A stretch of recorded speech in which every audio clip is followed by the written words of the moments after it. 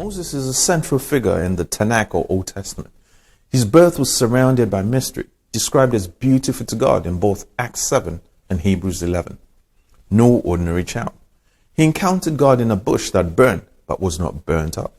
His walking stick had supernatural power, so much so that when trapped between the Red Sea and the advancing Egyptian army, he was told, "Raise your staff to divide the sea."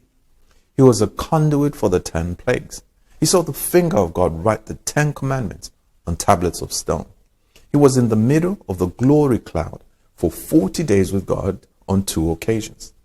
Exodus 33 tells us that whenever he went to pray at the tent outside the camp, a pillar of cloud would literally stand at the entrance of his tent, and God would speak to him as a man speaks to another man. Moses was not lacking in encounters. He had seen it and experienced God. But here's the gist of his prayer. Teach me your ways so that I may know you. That's Exodus 33:13. Intimacy with God. Encounters, provision, miracles, healings are secondary. Our first priority is to know him. Paul the Apostle also had amazing, powerful experiences.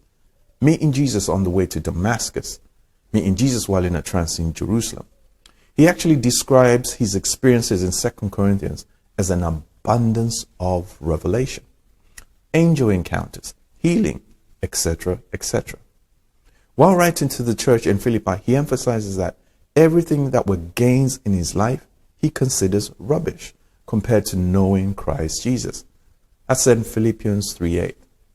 In verse 10, he continues along those lines, that I may know him and the power that raised him. Our first call is intimacy with the Father, with Christ Jesus.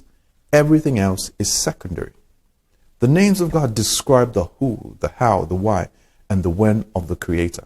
So let's look into the epithet El-Olam, the eternal God. Olam is descriptive of eternity, both future and past.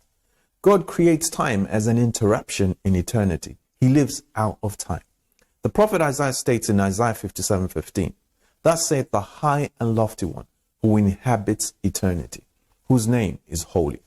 He also calls himself the first and last in Isaiah 41. In Revelation, he is the beginning and the end.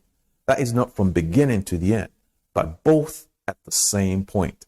The Alpha and the Omega, not the Alpha to Omega.